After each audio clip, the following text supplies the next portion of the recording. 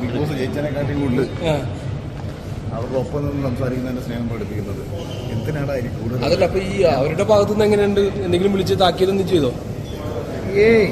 എന്തിനാ താക്കിയത് ചെയ്യുന്നത്? ഞാൻ പറഞ്ഞത് സത്യമാണ്, അവർക്ക് എല്ലാവർക്കും അറിയാം. ഞാൻ പറഞ്ഞത് 100% ചെയ്യാന്ന് ബിഗ് ബോസിൽ പോയിട്ടുള്ളവർക്കും അറിയാം, എല്ലാവർക്കും അറിയാം, അവർക്കും അറിയാം. പക്ഷെ അത് ക്ലാരിറ്റി വരുത്താത്ത കൊണ്ട് ഒരുപാട് ആൾക്കാർ. ഞാൻ അങ്ങോട്ട് ചോദ്യം ചോദിക്കട്ടെ, നിനക്ക് വേണ്ടപ്പെട്ടൊരു പെൺകുട്ടി സിനിമാ മേഖലയിൽ വർക്ക് ചെയ്യുകയാണ്. അവർക്ക് ഏതെങ്കിലും ഒരു പർട്ടിക്കുലർ സെറ്റിൽ വെച്ചിട്ട് ഒരാൾ നിന്ന് മോശമായ അനുഭവം ഉണ്ടായി, അവൾ നിന്നെ വിളിച്ച് പറയുന്നു, നീ ഇത് നിന്റെ ഓൺലൈൻ മീഡിയ വഴി പുറത്തേക്ക് പറയുന്നു, എന്ത് തെളിവ് പറയും? എന്ത് തെളിവ്? ആ പെൺകുട്ടി പറഞ്ഞാണല്ലോ നമ്മുടെ അടുത്ത്. അതായത് അതാ ഞാൻ ചോദിച്ചത്, നമ്മുടെ അമ്മയ്ക്കോ നമ്മുടെ ഭാര്യയ്ക്കോ നമ്മുടെ പെങ്ങൾക്കോ അവർ വർക്ക് ചെയ്യുന്ന ഏതെങ്കിലും തൊഴിലിടത്തിൽ നിന്നിട്ട് അവർക്ക് ബുദ്ധിമുട്ടുണ്ടാവുന്ന ഒരു പ്രശ്നം ഉണ്ടായാൽ അവർ നമ്മളോടത് പറഞ്ഞാൽ അതിന് എന്ത് തെളിവാണ് കാണിക്കാൻ പറ്റുന്നത്? അല്ലെങ്കിൽ നാളെ ഒരു പെൺകുട്ടി നിങ്ങൾ ഈ ചോദ്യം തന്നെ ഭയങ്കര ഭീകരമായ ഒരു കുഴപ്പമാണ്. കാരണം ഒരു പെൺകുട്ടിക്ക് ഏറ്റവും സുരക്ഷ കൊടുക്കുന്നതിന്റെ ഒരു നിയമത്തിന്റെ ഒരു ഭാഗമാണ് അവളുടെ വാക്കിനാണ് വില, അല്ലേ?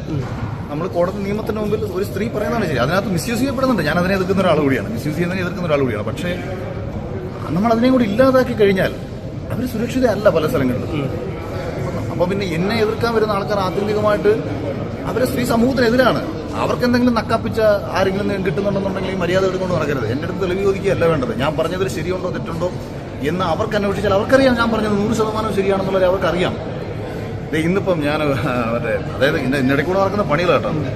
എന്നെ ഇന്ന് നമ്മുടെ കമ്മീഷൻ ഓഫീസിൽ നിന്ന് വിളിച്ചു തിരുവനന്തപുരം. എന്താ കാര്യം എന്ന് ചോദിച്ചാൽ, ബിഗ് ബോസിൽ വെച്ചിട്ട് എൻ്റെ മകൾ പറഞ്ഞെന്ന് ഞാൻ അവളെ അടിച്ചിട്ടുണ്ടെന്ന്. അങ്ങനെ ചൈൽഡ് വെൽഫെയറിൽ നിന്ന് പരാതി വന്നെന്ന് പറഞ്ഞ് അവിടുന്ന് ഒരു SI എന്നെ വിളിച്ചേക്കുക. എന്നിട്ട് എൻ്റെ അടുത്ത് ജോ എന്ന് പറയുന്ന ഒരാളാണ് കംപ്ലൈന്റ് കൊടുത്തേക്കുന്നത്. എന്നാൽ എൻ്റെ അടുത്ത് പുള്ളി ചോദിക്കുകയാണ്, ഈ ജോ ആരാണെന്ന് താങ്കൾക്ക് അറിയാവോ? ഞാൻ പറഞ്ഞ ആദ്യം പോലീസ് അതുപോയി കണ്ടുപിടിക്കാൻ പറഞ്ഞു. അതിന് പരാതി കൊടുത്തേക്കുന്ന ആരാന്ന് അവർക്ക് അറിയത്തില്ല. അപ്പൊ അതായത് ഒരാള് സ്ട്രെയിറ്റ് ആയിട്ട് സഞ്ചരിക്കുന്ന ഒരാളെ ഏതെല്ലാം രീതിയിൽ നശിപ്പിക്കാൻ നോക്കാമോ മാക്സിമം പാരവെപ്പും പ്രശ്നങ്ങളും ഒക്കെ ഒരു സൈഡിൽ കൂടെ നടത്തുന്നുണ്ട്.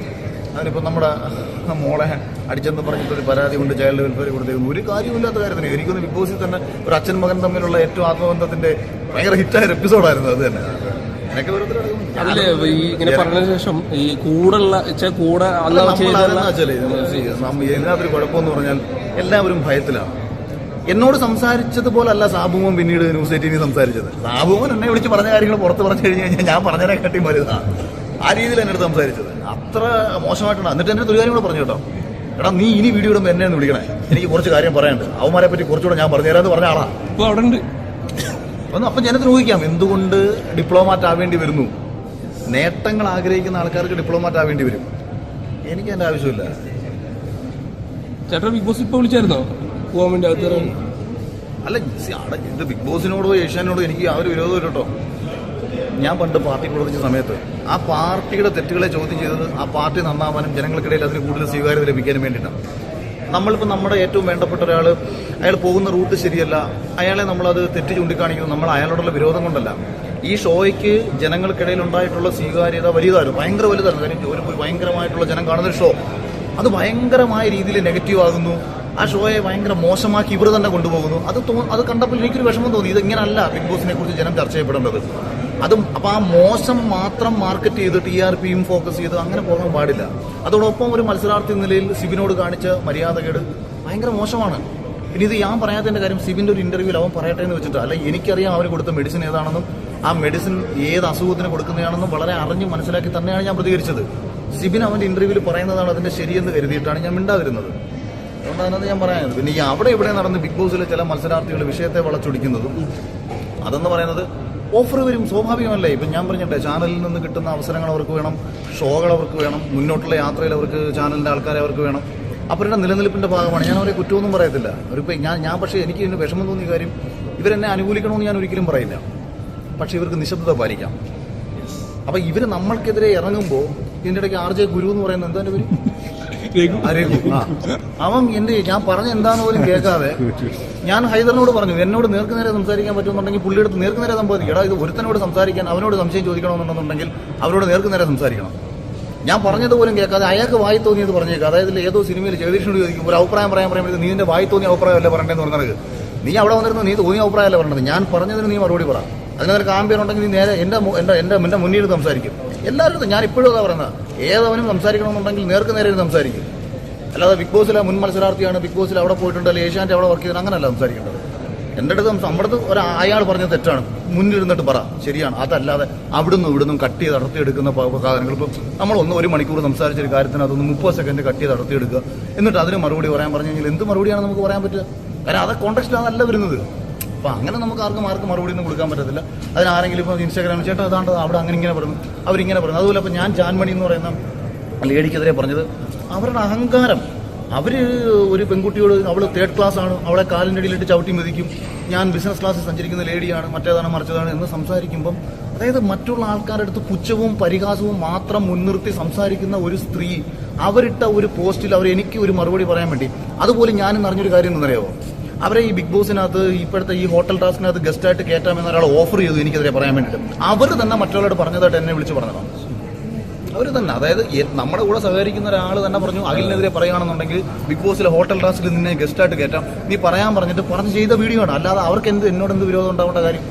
അപ്പോൾ അവർ സംസാരിച്ചത് എങ്ങനെയാണ്? അവർ അവൻ ആരാണ്, മറ്റവൻ ആരാണ്, മറിച്ചവൻ ആരാണ്, ഇങ്ങനെ പറഞ്ഞിട്ടാണ് ഒരു വീഡിയോ സംസാരിക്കേണ്ടത്. അന്നേരം നമ്മൾ ഇവരെ ഒന്ന് ഓർമ്മിപ്പിക്കും. അതായത് ഇപ്പം ഞാനത് വളരെ ലളിതമായിട്ട് പറഞ്ഞാണ്, എല്ലാ ജോലിക്കും മഹത്വമുണ്ട് 100%. ഞാൻ എൻ്റെ അമ്മ തൊഴിലുറപ്പിക്കുന്ന ആളാണ്, അച്ഛൻ തട്ടടിക്കുന്ന ആളാണ്, അവരുടെ ഒപ്പം നിന്ന് വീഡിയോ എടുക്കുന്നതാണ്. ഇത് നമുക്ക് ജോലിയല്ല വിഷയം. പക്ഷേ അഹങ്കാരം, മറ്റൊരാളെ അടിച്ചാക്ഷേപിക്കുന്ന അഹങ്കാരം കാണിച്ചാൽ അവൻ്റെ മുഖത്ത് നോക്കി പറയും നീ ഇമാതിരി പണിയിലട കാണിക്കുന്നതെന്ന് പറയും. അത് റോഡ് സൈഡിൽ നിന്ന്, ഓടയിൽ നിന്ന് മറ്റേ വേസ്റ്റ് ക്ലീൻ ചെയ്യുന്ന ഒരാൾ, തൊട്ടപ്പുറത്ത് നിന്ന് മലം ക്ലീൻ ചെയ്യുന്ന ഒരുത്തനെ നോക്കി ആക്ഷേപിച്ച് സംസാരിച്ചാൽ ഞാൻ ചിലപ്പോൾ അവൻ്റെ മുഖത്ത് നോക്കി പറയും നീ ചെയ്യുന്ന പണി, ഓടയെ ക്ലീൻ ചെയ്യുന്ന പണി തന്നെ ആടാ എന്നെനിക്ക് പറയേണ്ടി വരും. അത് പറയേണ്ടി വരുന്നത് അവൻ്റെ സംസാരം, അവൻ്റെ പ്രവൃത്തിയും കണ്ടിട്ടാണ്. അതിനെ ഈ ലോകത്ത് കിടക്കുന്ന കംപ്ലീറ്റ് ആൾക്കാരെ ഓർമ്മിക്കേണ്ട കാര്യമൊന്നുമില്ല. അങ്ങനെ പറയണമെന്നുണ്ടെങ്കിൽ ഞാൻ ഫേസ്ബുക്കിൽ പോസ്റ്റ് ഇട്ടോളാം. ഞാൻ ഒരാൾക്ക് അയാളുടെ പോസ്റ്റിന് കൊടുക്കുന്ന മറുപടിയാണത്.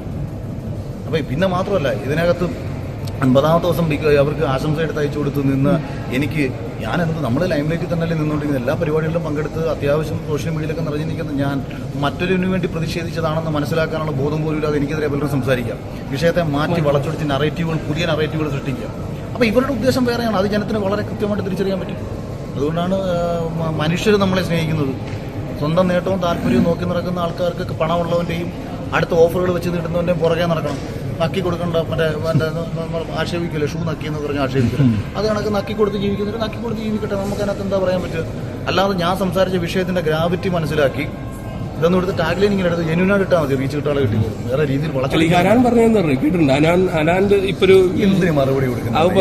35 മെസ്സേജ് അയച്ചിട്ടുണ്ട്, ഞാൻ റിപ്ലൈ കൊടുത്തിട്ടില്ല. അപ്പം വ്യക്തിപരമായ വിരോധം ഉണ്ടാകുന്നില്ല. പിന്നെ കഴിഞ്ഞ ഈസ്റ്റർ ദിനത്തിൽ ഞാൻ കാരണം ജീവിതം നശിച്ച ഒരാളാന്നൊക്കെ പറഞ്ഞ് എനിക്ക് മെസ്സേജ് അയച്ചു. എന്തോ കാര്യം എന്നറിയാമോ? ഈസ്റ്റർ ദിനത്തിലാണ് എനിക്ക് സാഗറിനെതിരെ മറ്റേ വിഷയം ഉണ്ടായിട്ട് നമുക്ക് ഹൈപ്പ് കിട്ടുന്നത്. അങ്ങനെ ഞാൻ കപ്പടിച്ചിട്ടുണ്ട്, അവർക്ക് നഷ്ടം വന്നു. ഇതൊക്കെ നമുക്ക് മറുപടി കൊടുക്കാൻ വേണ്ടിയിട്ട് മിനിമം യോഗ്യതയുണ്ട്. അതാ ഞാൻ പറയുന്നത്, നമ്മളിങ്ങനെ ഇപ്പം നിങ്ങളെ കണ്ടുകൊണ്ട് നിങ്ങളോടുള്ളൊരു റെസ്പെക്ട് കൊണ്ട് നിങ്ങളടുത്ത് സംസാരിച്ചത്, അല്ലാതെ ഇതിങ്ങനല്ല. ഒരാൾ സംസാരിക്കുന്നെങ്കിൽ അവർക്ക് അവിടെ ഇവിടെ ഒറ്റയ്ക്ക് ഒളിച്ചും പാത്തൂരും സംസാരിക്കാതെ നേരെ സംസാരിക്കുക, അങ്ങനല്ല. അതല്ല എൻ്റെ മര്യാദ. അതുകൊണ്ട് നിങ്ങൾ അങ്ങനെ തന്നെ പറഞ്ഞു. ആർക്ക് എന്ത് സംസാരിക്കാണ്ടെന്നുണ്ടെങ്കിൽ അവരുടെ മുഖത്ത് നോക്കി മറുപടി പറയാൻ തയ്യാറാണ്. ഒരുത്തരം പേടിച്ചെങ്ങും പോയിട്ട് ചരിത്രവുമില്ല, പോകത്തതുമില്ല. ഓക്കെ.